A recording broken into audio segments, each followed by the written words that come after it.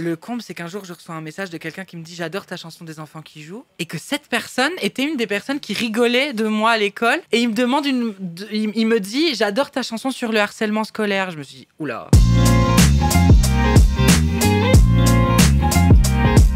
Antoine Dély, tu es né le 16 décembre 96 à Boussu, Oui. en Belgique, à la C'est ça. frontière française. Voilà, c'est ça, près de Mons, qui est la ville, on va dire, la plus connue. La grande ville. Oui, voilà. Oui. Donc, voilà, je viens de Belgique, partie francophone, une petite région que j'aime beaucoup, très accueillante, les gens sont hyper sympas, donc n'hésitez pas à venir. Comment est-ce que ça s'est passé justement cette enfance en Belgique, à Boussu? Tu as des frères et sœurs, est-ce que tu es fils unique?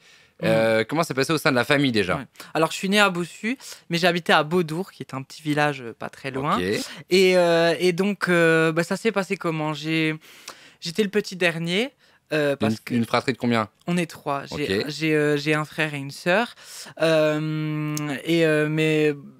Mais donc, qui avait plus de 10 ans que moi, D'accord. par rapport à moi. Et donc, voilà, j'étais vraiment le petit dernier. Et il s'occupait beaucoup de moi. Je faisais beaucoup de choses avec mon frère, ma sœur.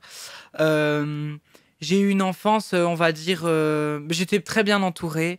Dans ma famille, tout se passait super bien. J'avais des amis aussi vraiment très proches et avec qui tout se passait bien. À l'école, parfois, c'était un peu plus compliqué. J'ai vécu des moments moins faciles parce que j'étais pas spécialement comme les autres enfants. Et du coup, quand on est un peu différent, c'est clair que parfois les enfants, même les adultes, hein, mais les enfants particulièrement peuvent être très durs les uns envers les autres. Et le harcèlement scolaire dont tu parles, c'est quelque chose que tu as connu sur une période précise? Est-ce que c'était plus en primaire, au collège, au lycée? Ça a été un peu des deux. Disons que c'était pas pareil. Quand j'étais en primaire, c'était compliqué dans le sens où j'avais du mal à me sentir acceptée parce que moi je jouais pas au foot avec les autres garçons.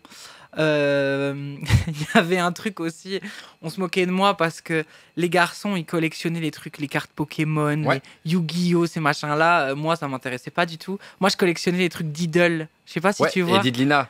Oui, c'est ça, avec en fait, j'adorais. J'étais avec un groupe de filles et je faisais de la corde à sauter, je faisais tous ces trucs-là. Et on se moquait de moi parce qu'en fait, je faisais pas comme les autres garçons. Mais j'étais un enfant qui tenait tête aux autres. D'ailleurs, j'ai sorti une chanson qui s'appelle Des enfants qui jouent, qui était écrite par Icar. Et dans cette chanson, je dis je tiens tête à 2 têtes de plus que moi. Parce que malgré le fait qu'on soit pas toujours gentil avec moi, j'hésitais pas à m'en foutre, même si en vrai je m'en foutais pas et ça me touchait. J'hésitais pas à leur répondre et voilà. Et à pas te laisser faire. À pas me laisser faire. Après, collège, lycée, ça a été aussi compliqué parce que en fait j'étais quelqu'un je suis quelqu'un qui est perfectionniste et j'avais besoin de beaucoup travailler pour réussir, mais je travaillais beaucoup pour y arriver. Et du coup, je réussissais très bien. Mais je travaillais. J'étais pas celui qui foutait rien, qui arrivait et qui... Non, j'avais vraiment besoin de beaucoup de travail, mais j'y arrivais. Et les profs m'aimaient bien, je pense. Et moi, j'aimais bien apprendre. Donc, je me retrouvais en classe à vouloir apprendre et à être intéressé. Et c'est pas toujours bien vu, en fait, d'être intéressé. Mais je trouve ça grave, en fait. Je trouve ça grave de... en fait, on n'a pas une bonne image quand on s'intéresse aux cours. Et moi, ça m'intéressait. Et du coup, à cause de ça, on m'a beaucoup critiqué. Oh, c'est le petit chouchou des profs. C'est Antoine l'intello. On m'a déjà bloqué sur une chaise en classe pendant l'intercours. Il y en a même un jour qui a obligé le prof à prendre mon journal de classe. Je ne sais pas si on appelle ça comme ça en France. Oui, c'est un ça, journal de classe. Carnet de correspondance. Voilà, carnet de correspondance. Ouais. Et pour me mettre une retenue, pour me coller, quoi. Mais donc, tu n'étais pas soutenu par les profs? Il n'y avait pas des gens au sein de l'établissement qui pouvaient parler? Ce jour-là, c'était un prof, un remplaçant, qui était un peu perdu. Et je suis allée à chercher la directrice moi-même. Je leur tenais tête, en fait. Je dis, puisque c'est comme ça, je me casse. Je suis partie, je suis allée chercher la directrice, je suis revenue avec la directrice. Elle a remis les choses au clair. Mais après, c'était encore pire. Parce que j'avais le soutien de la direction, j'avais le soutien des profs. Mais le problème, c'est qu'à cause de ça, derrière ça, c'était encore pire avec les autres élèves. Parce qu'ils disaient, non, mais c'est vraiment le chouchou pour le coup. et ça se passait pas super bien. Non, mais tu avais la chance d'avoir ce caractère qui te permet de Oui. tenir tête. Ah oui. Est-ce que tu as profité aussi de ce caractère pour défendre d'autres qui pouvaient aussi être victimes, Oui. mais qui n'avaient pas forcément cette force de caractère? Est-ce que du coup, tu étais un rempart pour d'autres? Oui, souvent, même les personnes avec qui j'étais, parfois il y avait des personnes un peu plus timides et qui n'osaient pas spécialement s'affirmer. Et c'est vrai que j'ai pas envie de d'effacer une autre personne. Je veux dire, j'ai pas envie d'être à côté de cette personne et de l'effacer parce qu'elle est plus renfermée et qu'elle ose pas s'exprimer. Mais j'aime bien aussi aider les gens à s'ouvrir et à À voilà. s'exprimer, à être eux-mêmes? Mais moi, à ce moment-là, j'avais encore du mal hein, pour moi-même, donc c'était pas toujours simple. Et ce qui est drôle, ce qui est très drôle après, quand j'ai fait The Voice, c'est que je reçois des messages hein, de personnes. Oh, j'adore tes chansons. Oh là là, est-ce que tu pourrais, s'il te plaît, m'envoyer, je sais plus ce que j'ai déjà reçu comme message, m'envoyer l'instru de cette chanson parce que je l'adore, j'aimerais trop aussi pouvoir la chanter. Or, c'est des personnes qui, à l'époque, m'harcelaient. C'était les bourreaux Mais de ils l'époque. oublient. Et ils oublient. Est-ce que tu crois qu'ils ont vraiment oublié? Mais j'en sais rien. Et le comble, c'est qu'un jour, je reçois le message. Ils n'assument pas, peut-être. Le comble, c'est qu'un jour, je reçois un message de quelqu'un qui me dit j'adore ta chanson des enfants qui jouent. Et que cette personne était une des personnes qui rigolait de moi à l'école. Et il me demande il me dit j'adore ta chanson sur le harcèlement scolaire. Je me suis dit oula, que se passe-t-il? Alors moi, je réponds bien gentiment. Oh, écoute, merci beaucoup, ça fait plaisir. J'espère que tu vas bien depuis le temps. Hein. Mais je trouve ça quand même assez culotté. C'est peut-être aussi que ces enfants-là étaient pas bien dans leur peau et Oui. peut-être qu'ils avaient l'impression que toi, Voilà. tu avais plus de facilité à t'assumer, ce qui n'est pas forcément le cas d'eux aussi. Ouais, c'est clair. C'est clair que je pense que je peux pas en vouloir à 100% non plus aux enfants qui ont pu être méchants avec moi. Parce que c'est vrai, je me dis que c'était peut-être aussi un mal-être qui était là de leur côté.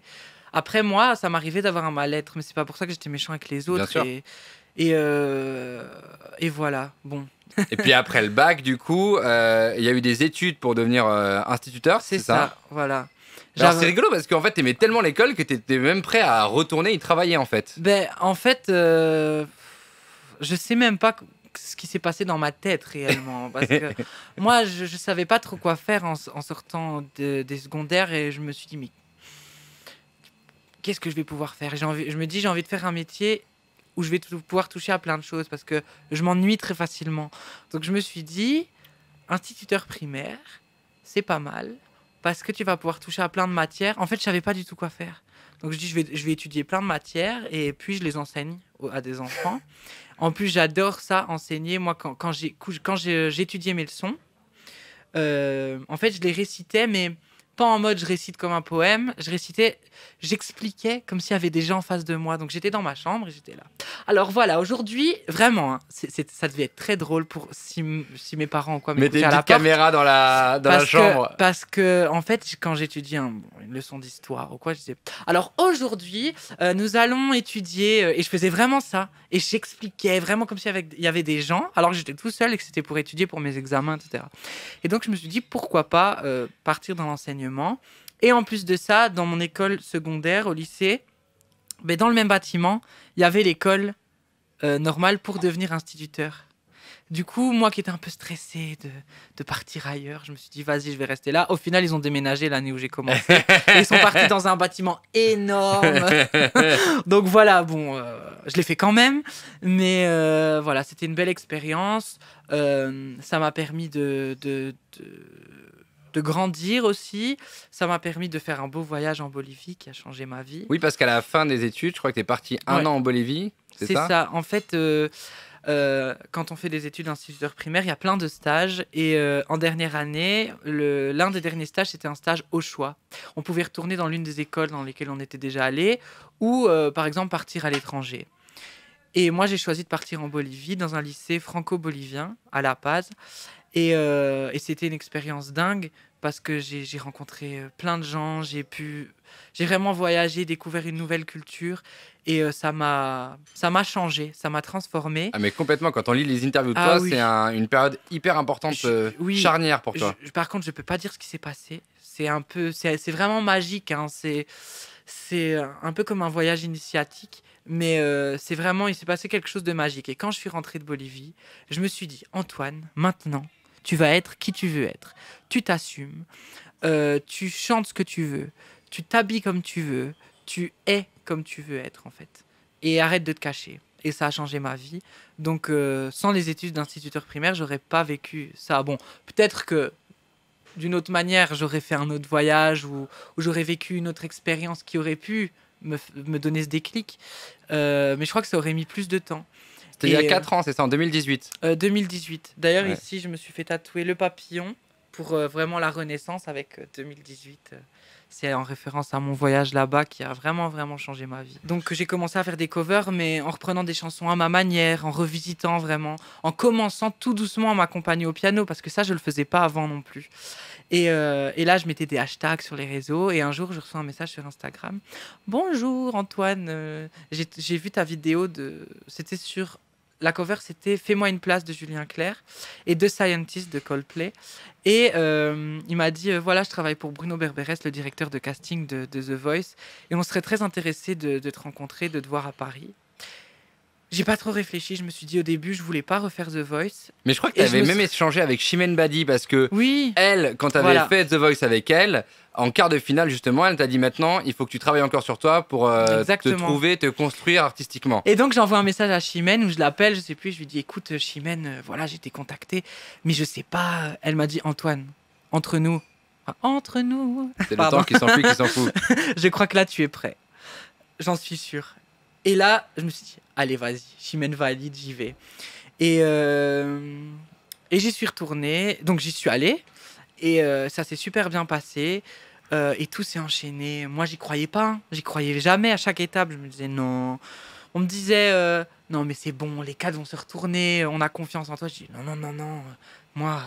Moi, j'y crois pas du tout. Hein. Je vais me donner à fond, mais franchement, j'y crois pas. Et au final, les cadres se sont retournés. Il y a une standing Euh, ovation, Non, mais c'était dingue ce qui s'est passé. Pascal Obispo à genoux. qui est le premier à qui- s'être retourné d'ailleurs. Qui est le premier au bout de 3 mots. Je fais toujours autant de pluie chez moi. Pff, Oui, parce que c'était Voilà. une cover de La pluie de Orelsan Voilà. et Stromae. Voilà, c'est ça. Et totalement revisité. Puis Amel Bent, juste 10 secondes après, Lara Fabian, Marc Lavoine, qui a un peu plus tardé à se retourner. C'est finalement lui que j'ai choisi. Pourquoi d'ailleurs? Pourquoi ce choix? Mais ils m'ont tous fait des compliments de ouf. Je me souviens même Lara qui me dit tu es connecté, tu as quelque chose qui est divin, tu as les pieds sur terre mais la tête et la voix accrochées dans les étoiles, tu as compris le sens holistique du chant. Amel Bent qui me dit tu es The Voice. Ils m'ont tous fait des compliments de dingue. Et Marc Lavoine, il m'a regardé dans les yeux, il m'a vouvoyé. Déjà, je déteste ça quand on me vouvoie. Je me suis dit, oula, c'est mort. Je déteste. Mais après, il m'a dit, il a parlé de certaines choses et de certains artistes aussi. Et ça m'a beaucoup... Il m'a dit, j'ai vu des gens se transcender comme toi, comme Barbara, comme Scheller, comme Eminem. Des références totalement Baroque. opposées. Ah ouais, ouais. Voilà.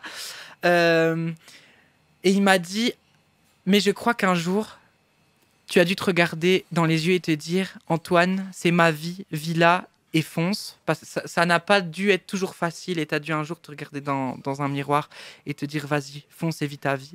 Et ça m'a beaucoup... j'ai eu des frissons, j'ai failli pleurer quand il m'a dit ça parce qu'il a cerné directement ce que je ressentais et ce que j'avais vécu. Et donc, c'est comme ça que c'est pour ça que je l'ai choisi, alors que c'était pas mon premier choix à la base. Et À qui tu pensais? moi, c'était plutôt Lara Fabian, parce que justement, il y avait ce côté maternel. Comment dire, j'avais eu comme coach Chimène, et ma grosse peur en faisant The Voice France, c'était de ne pas retrouver un coach qui allait être aussi bien qu'elle, en fait. Parce que des années après, j'étais toujours en contact avec elle. C'était un peu comme une grande sœur, une marraine qui m'a accompagnée, qui a vraiment été là. Et j'avais peur de ne pas retrouver ça, d'être avec quelqu'un qui s'en fout, qui est très dur, mais voilà. Et du coup, je me suis dit, Lara Fabian, elle va peut-être avoir ce côté plus maternel, plus rassurant. Et au final, je suis allée avec Marc Lavoine, et il a été comme ça. C'était un peu... Marc Lavoine, c'était à la fois comme un pote qui a notre âge, qui délire, qui est complètement fou, voilà, et en même temps comme un papa qui va nous protéger, qui va nous guider, un peu comme le vieux sage. Bon, il n'est pas si vieux que ça, mais voilà, Marc Lavoine, je le vois comme quelqu'un qui est une personne qui a vécu 1000 vies et qui a des connaissances mais énormes, mais qui en même temps a gardé cette âme d'enfant et cette folie lunaire, on ne sait d'où il vient. Non, mais c'est vraiment ça, hein, il est complètement fou, mais c'est ça qui est génial. Premier coaching avec Marc Lavoine, il courait dans tous les sens, les caméras avaient du mal à le suivre. Non, mais vraiment, un fou, mais on adore. Je me demandais du coup quelle était l'implication des coachs dans l'émission. Est-ce qu'il y a beaucoup de choses qui sont faites uniquement pour les caméras ou est-ce que hors caméra, les coachs aussi sont très impliqués avec... Est-ce que vous échangez? Vous avez un groupe WhatsApp Alors, je peux pas dire pour tous les coachs. Parce que j'imagine qu'il y a des coachs qui sont impliqués juste devant les caméras et puis on n'entend plus parler d'eux. Ça doit exister. Je peux pas l'affirmer parce que je l'ai pas vécu. Moi, à chaque fois que j'ai fait The Voice, mes coachs ont toujours été hyper présents. Par exemple, Marc, même pendant le confinement, il a appelé 2-3 fois par semaine. C'est génial. J'ai reçu des messages, mais c'est des romans qu'il m'envoyait. Mais c'était vraiment un coach hyper impliqué, hyper investi dans ce qu'il faisait. Marc, c'était le genre de coach, quand on arrivait au studio le matin pour un tournage, il arrivait à 9h du matin dans la loge des talents pour apporter des croissants pour ses talents, qu'il avait été chercher avant de venir au studio. Voilà, d'ailleurs, il y a d'autres talents qui disaient non, mais comment ça se fait que nous, notre coach, il fait pas ça? J'ai eu de la chance. Moi, mon coach était hyper impliqué. Donc, c'est pour ça que quand il y a quelqu'un qui me dit maintenant, dis, je vais faire The Voice, tu me conseillerais qui comme coach s'il y en a plusieurs qui se retournent? Je lui dis, Marc Lavoine, franchement, c'est une valeur sûre parce qu'il est vraiment hyper impliqué. Après, je crois que les autres sont aussi très impliqués. Vianney, c'est quelqu'un que j'ai eu l'occasion de rencontrer. Il n'était pas coach dans ma saison, mais j'ai chanté avec lui en finale. Et déjà, je me rappelle qu'il y avait des répétitions en plateau. Chaque artiste qui venait chanter avec un finaliste répétait sur le plateau. Et Vianney, il avait demandé à la production, vous pouvez faire venir Antoine dans ma loge avant, j'aimerais bien le rencontrer un peu, quelques minutes, on va chanter, on va discuter. J'aimerais bien savoir qui il est un peu, de chanter directement sur le plateau de The Voice, quoi, ensemble. Et j'ai eu une hyper bonne expérience avec lui. Et à chaque fois que je l'ai recroisé, il était là, oh mais ça va mon pote, tu vas bien, je suis trop content de te voir maintenant avec tes propres chansons et tout. Vraiment hyper bienveillant, donc j'imagine qu'en tant que coach il doit être aussi hyper présent comme Marc. Mais Marc, tu penses qu'il a été comme ça est-ce qu'il est comme ça avec tout le monde ou est-ce que Marc Lavoine il a été comme ça particulièrement avec toi parce qu'il y a eu un feeling artistique entre vous deux qui fait qu'il s'est plus retrouvé en toi qu'en un autre candidat? Après, il faut se dire que plus l'émission avance, plus ils ont l'opportunité aussi d'échanger avec nous. Parce que au début, quand ils ont 14 talents, c'est plus compliqué. C'est compliqué. Bien sûr. Moi, j'ai eu la chance d'aller jusqu'au bout. Et voilà, mais je sais que par exemple, Marc, c'était du genre à... Quand il éliminait un talent, par exemple au KO, il a appelé le talent, il a même parlé avec les parents de certains talents pour être sûr que tout allait bien. Et pour continuer à prendre des nouvelles de temps en temps. C'est adorable. Oui, parce que franchement, tout le monde ne le fait pas. Mais voilà, il a continué à suivre pas mal de ses talents. Et je sais que quand j'en parle avec des talents des saisons qui ont suivi, je sais qu'il a continué à être pareil. Donc oui, alors après, avec Marc, on a eu un feeling particulier. Mais ça dépend de plein de choses. Hein. Quand on rencontre quelqu'un, avec certaines personnes, ça matche plus qu'avec d'autres. Ça, c'est comme ça c'est comme ça dans la vie. Mais vraiment, globalement, il est comme ça avec ses talents chaque année, dans chaque saison. Et voilà. À quel point, du coup, est-ce que The Voice France t'a permis juste d'affiner en fait la création de l'artiste Antoine Dély? The Voice France, ça m'a permis de... C'est vrai qu'à The Voice, je savais tout ce que je voulais faire. Et donc j'arrivais avec des versions chansons, je dis je veux faire ça, ça, ça et ça. Et du coup la prod, quand il me voyait arriver, il savait que j'allais dire moi je veux faire ça, ça, ça et ça. Et voilà, je savais ce que je voulais faire. T'étais plus à l'aise déjà. Voilà, et c'était pareil pour mon projet que j'étais déjà en train de préparer. En fait, mon audition à l'aveugle venait de diffuser, que j'ai commencé directement à être en studio pour préparer mon album. J'ai préparé mon album déjà pendant The Voice. Et The Voice, ça m'a permis de rencontrer des gens, de rencontrer mon équipe, l'équipe avec laquelle je travaille aujourd'hui, de rencontrer d'autres artistes avec qui j'ai pu faire des sessions studio, créer. Et voilà, The Voice, ça m'a permis... ça m'a permis vraiment de me mettre en lumière, finalement, toute ce travail que j'avais fait sur moi pendant les mois et les années auparavant. Bien sûr. Et donc, ça a débloqué encore des choses en moi. Et puis, il y a même eu d'autres phases après The Voice, hein, parce que j'étais quelqu'un qui... Je disais, je suis nul pour écrire, pour composer, j'ose pas. Oui, au début, tu as dit que tu étais un bon chanteur, un bon interprète, voilà. mais que tu n'étais pas forcément bon pour être auteur-compositeur. Voilà, et en fait, j'ai fait des sessions avec des gens qui m'ont dit, mais c'est faux. Et j'avais écrit une chanson qui s'appelle UFO. Et je dis non, mais c'est nul. Et je l'ai joué un jour en studio. Et les personnes avec qui j'étais m'ont dit mais c'est trop bien cette chanson, mais il faut qu'elle soit sur l'album. Je l'ai fait écouter à ma manageuse qui m'a dit mais Antoine, pourquoi tu m'as caché ça? Et après ça, elle m'a dit bon, maintenant en fait, je vais te mettre en studio avec des gens et vous allez écrire ensemble, vous allez coécrire. Parce que je sens qu'il y a un truc. Au début, j'étais tout timide, j'écrivais 2 phrases sur une chanson. Et en fait, maintenant, ça m'arrive de faire une session avec quelqu'un et je ponds un texte en entier. C'est génial. Et voilà, et j'adore ça, en fait. Et je me verrai plus maintenant faire un album sur lequel où j'ai pas écrit ou composé un peu, au moins dans chaque chanson, quoi. Donc, il y a vraiment eu des phases. Et c'est des rencontres aussi avec d'autres artistes. Que j'ai pu faire, par exemple, une rencontre qui m'a vraiment, vraiment beaucoup marqué, c'est avec Lola Dubini. Ouais. Parce que Lola, je me suis retrouvée avec elle. Ma manageuse m'a dit, bon, tu vas rencontrer Lola, va chez elle, et elle écrit, elle compose, elle est super. Je savais déjà quand même qui c'était, mais je la connaissais pas personnellement encore. Et elle m'a dit, vous allez faire une chanson. Et donc j'arrive et elle m'a écrit une chanson qui s'appelle La Nuit, qui est sur mon premier album. Et elle m'a dit, mais Antoine, tu sais quoi? Tu devrais oser écrire, tu devrais oser composer. Même s'il y a plein de choses qui sont nulles, note tout. Tu notes. Et dedans, il y aura des choses bien. Et en fait, surtout, tu dois oser. Et tu dois pas avoir peur de tenter des choses. Et je l'ai fait par la suite. Et puis d'autres artistes m'ont dit la même chose et ça m'a beaucoup aidé parce qu'ils m'ont dit, tu sais, nous aussi parfois on a du mal, parfois on se dit oh, ça fait 3 mois qu'on n'a plus rien écrit, on n'a pas d'inspi, ça peut arriver. Et écrire, c'est un exercice aussi. Plus on va écrire, plus il y a des choses bonnes qui vont en sortir. Et ça m'a beaucoup inspiré et je me suis dit allez, vas-y, fais-le aussi, parce que je sentais que j'avais des choses à dire.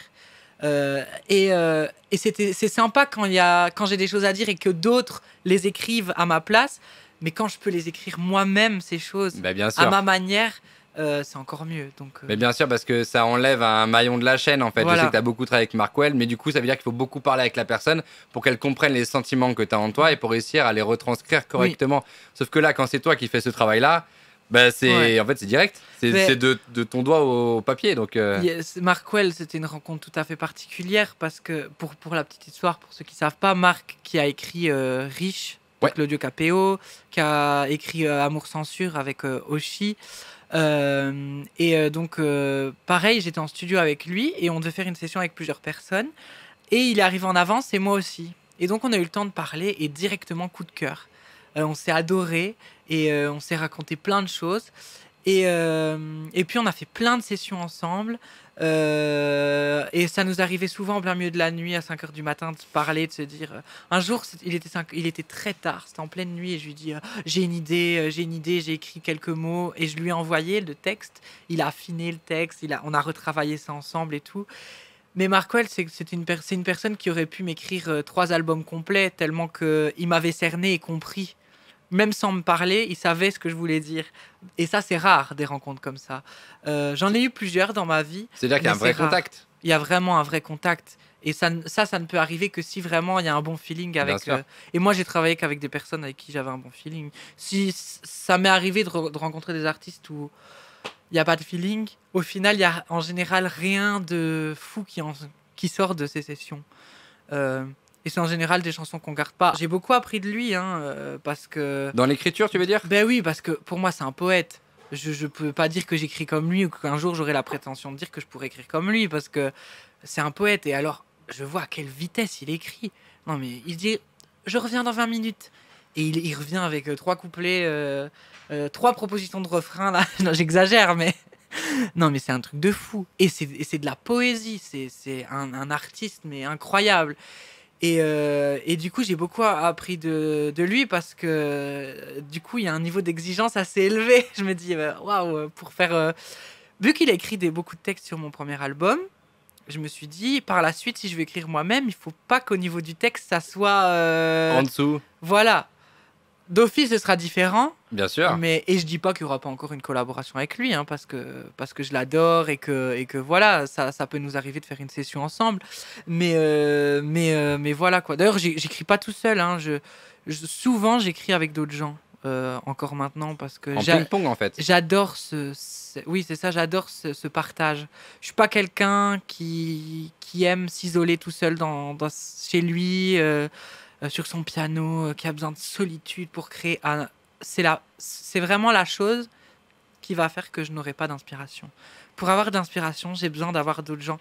Être dans un moment, en fait, comme ici, on va être posé, on va discuter, et à un moment, je vais te dire, chut, 3 secondes, s'il te plaît. Tu peux me laisser 3 secondes? Je dis rien. Je vais noter. Pop, pop, pop. Voilà, j'ai ça, ça et ça. J'ai eu cette idée-là. Et c'est des discussions, c'est des moments de partage qui m'inspirent. Et d'être tout seul, composer tout seul dans ma chambre, ça m'intéresse pas. Je sais que Mika, d'ailleurs, on parle beaucoup d'inspiration. Mika, c'est une source importante d'inspiration pour toi. C'est quelqu'un dont tu as beaucoup parlé dans les interviews. Je me suis demandé si tu avais eu l'occasion de le rencontrer, d'échanger. Et du coup, pas encore, oui ou non? Ma tête, ça faisait genre, non. Non. Non, ouais. J'ai pas... Malheureusement, j'ai pas eu l'occasion de... Mais vous échangez même pas? Tu lui as fait un DM sur Insta ou est-ce que vous avez déjà essayé de... Ça doit... Certainement, je lui ai un jour fait un DM, mais il doit avoir tellement de messages qu'il doit pas les voir, je pense. Mais ouais, Mika, je l'adore. Je suis vraiment fan de ce qu'il fait. Depuis le tout début, c'est le premier album. Le premier album de Mika, c'est le premier album que j'ai acheté avec mon argent de poche. Et je suis ultra fan de tout ce qu'il a fait pendant toute sa carrière. Et j'aime beaucoup le dernier titre qu'il a sorti, Yo-Yo. C'est totalement différent de ce qu'il a fait jusqu'à maintenant, beaucoup plus électro. D'ailleurs, quand on écoutait ça avec ma meilleure amie, on se disait même en boîte, ça pourrait marcher ce titre-là. En fait, c'est un artiste qui suit son instinct et il reste pop. Dernière question. Si tu te croisais enfant, qu'est-ce que tu te dirais?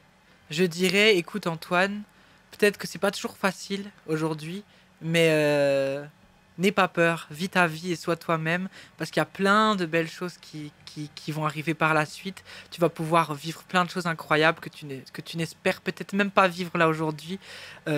Juste crois en tes rêves, crois en ta bonne étoile, profite des gens qui sont autour de toi, parce que ça c'est hyper important, et vis chaque seconde intensément. Voilà. Il te croirait, ce petit enfant?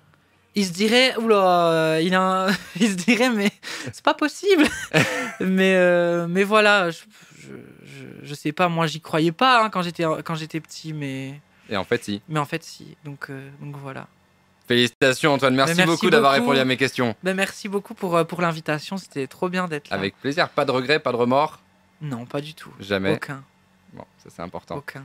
Un grand merci à toutes les équipes du restaurant, Clément Emery le chef, Adrien et François les propriétaires, et puis toutes les équipes avec Félix, avec Noémie, avec tout le monde. Un gros big up à ma team. Merci beaucoup Victor Labro d'avoir été là aujourd'hui. Porte bien son nom, Labro, le bro. C'était la base et je m'appelle Mathieu Gérard. À plus.